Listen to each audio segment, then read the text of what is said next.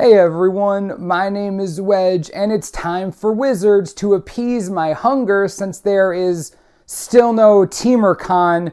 You better bring me something good, Wizards. You better. Just here are some spoilers. We'll start with a new cycle of common artifacts. The banners have finally been spoiled. All of them are 3-mana artifacts that tap for one of their respective 3 colors, and you can pay 1 mana of each color in their clan, tap and sacrifice the banner and draw a card. These are wonderful and limited. Nice mana fixing and mana ramp going into the mid game, and they provide card advantage when you don't need them anymore. These are strict upgrades to the obelisks from Alara. This means that they will see play in Commander also, which you definitely shouldn't ignore.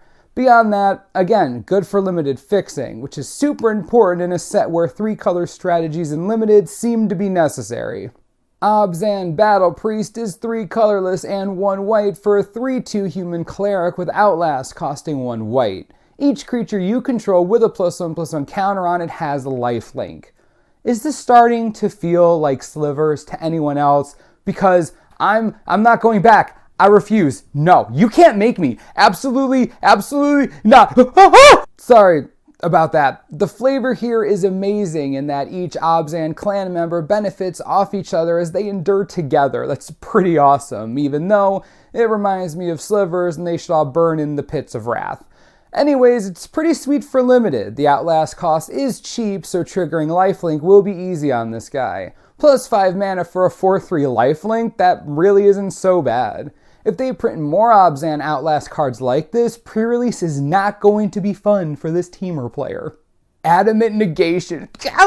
Okay, I can't even get through the whole card without freaking out. Let's try this again. Adamant Negation is 1 blue mana for an instant. Counter target non-creature spell unless its controller pays 1 colorless. Ferocious. If you control a creature with power 4 or greater, counter that spell instead. I couldn't be more excited right now. This is a 1 mana counter spell in Teamer. Yo, Aether Spouts and Hostilities, guess what? Get out of here. No one cares how you feel. I'm 100% on the Teamer Monsters hype train. We now have a way to protect against board sweeps. Just flood the board with gigantic dudes and get 1 mana counter spells for the rest of the game. How is this not the best thing in existence ever? You all better be afraid if you're not playing Teamer, because I just got a 1 mana negate. Sure, I won't always have a 4-power creature on the battlefield, but if I didn't, then I'd probably lose anyways. Just listen, people are already hating on this card, but they really shouldn't be. They're spoiled. This is a great counterspell with an easy requirement. Do not write this off, because I will haunt your dreams with it. Hooded Hydra is X and 2 green for a 0/0 Snake Hydra with a morph cost of 3 colorless and 2 green. It enters the battlefield with X +1/+1 counters on it. When it dies, put a 1/1 green snake token onto the battlefield for each +1/+1 counter on it. As it's turned face up, put 5 +1/+1 counters on it. First, this thing is the most terrifying creature I've ever seen. It's a Hydra with snake heads. Who thinks this stuff up? I'm never sleeping again. Past that, at least this gives you value when it dies. By that I mean when it's targeted by Jeskai Charm. Lastly, even though this is Sultai, the Abzan +1/+1 counter situation works really well with this. I can see the Hydra changing sides, just saying. I wonder how many Mardu cards I can give you before you guys just have a coronary. Butcher of the Horde is 1 colorless, 1 red, 1 white, and 1 black for a 5/4 flying demon. You can sacrifice another creature to give it vigilance, lifelink, or haste until end of turn. Mardu didn't need another stupidly powerful finisher, but it just got one anyways. Sacrificing tokens from Goblin Rabblemaster, Bramaz, or Elspeth is well worth the haste or lifelink on this guy. Even vigilance could be useful in some cases. Regardless, it's a 4 mana 5/4 flyer with no drawback. I can't even imagine what's going through Mardu aggro players' heads right now. Is it all just mush? Are they melting? Let me paint this a little clearer for you. Turn 3 Rabblemaster, turn 4 Butcher, sack the Goblin, give it haste, opponent concedes and cries in the bathroom until F&M is over. Like, gosh darn Mardu, you guys are crazy. Ifrit Weapon Master is 3 colorless, 1 blue, 1 red, and 1 white for a 4/3 monk with first strike and a morph cost of 2 colorless, 1 blue, 1 red, and 1 white. When it enters the battlefield or is turned face up, another target creature gets +3/+0 until end of turn. If this is going to be the quality of the commons in this set, I'm seriously scared.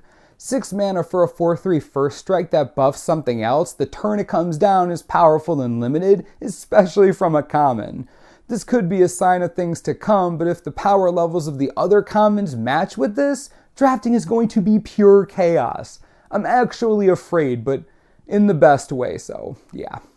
Jeskai Charm is 1 blue, 1 red, and 1 white for an instant. Choose one. Put target creature on top of its owner's library, or Jeskai Charm deals 4 damage to target opponent, or creatures you control get +1/+1 and gain lifelink until end of turn. This charm will now be known as Boreas Charm, a weird combination of Azorius and Boros Charm. The first ability makes this card entirely worth it.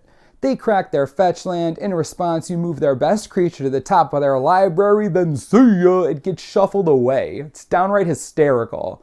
Smashing someone in the face for 4 damage is also relevant since that's 20% of a player's starting life total, so no big deal there.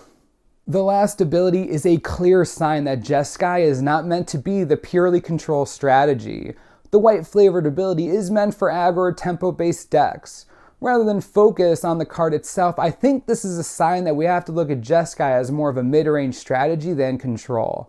I'm not exactly sure my brain can actually do that, but I'll work on it, kind of. Yeah, no, I'll play this card all day for the Griptide ability. It's done. Kuru Lich Lord is 3 colorless, 1 black, 1 green, and 1 blue for a 4/4 zombie wizard. At the beginning of your upkeep, you may pay 2 colorless and 1 black. If you do, return a creature card at random from your graveyard to the battlefield. It gains flying, trample, and haste. Exile that card at the beginning of your next end step. The immediate comparison is to Whip of Erebos, and that's a fair comparison to make.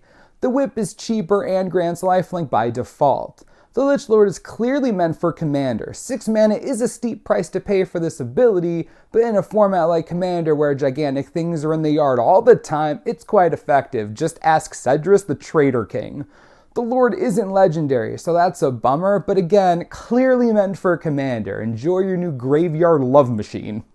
Siege Rhino is 1 colorless, 1 white, 1 black, and 1 green for a 4/5 trampling Rhino. When it enters the battlefield, each opponent loses 3 life and you gain 3 life.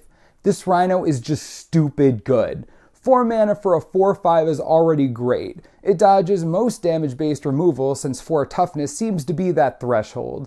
Not only that, but if you find a way to bounce it, the Rhino's pretty happy about it. Another 6-point swing in your favor. This will be the top of an Obzan aggressive strategy.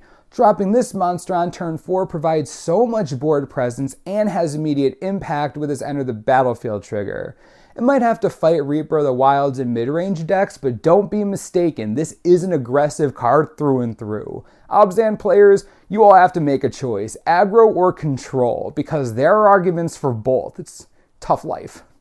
Adamant Negation was released yesterday, but I covered it today. I think that still counts as Wizards appeasing me for another day. I really do like that counter that much. Of course, this does mean that if Wizards doesn't appease my hunger tomorrow in some way, then we're all taking a trip to Seattle and rioting until we see the con we deserve and need right now. You heard me, Watsy, we're coming. That got intense. Anyways, what do you all think about today's spoilers? We're seeing some amazing flavor and in-depth card design. This is easily one of my favorite set designs in a while. I'm extremely impressed. I feel like I'm a part of the world. I love it. Make sure to leave a comment below telling me how you feel about cons. As always, subscribe for the latest and most reliable cons of Tarkir spoiler information you could ever need. This is the Manosaurus, I'm Wedge. Thanks for watching. We'll see you next time.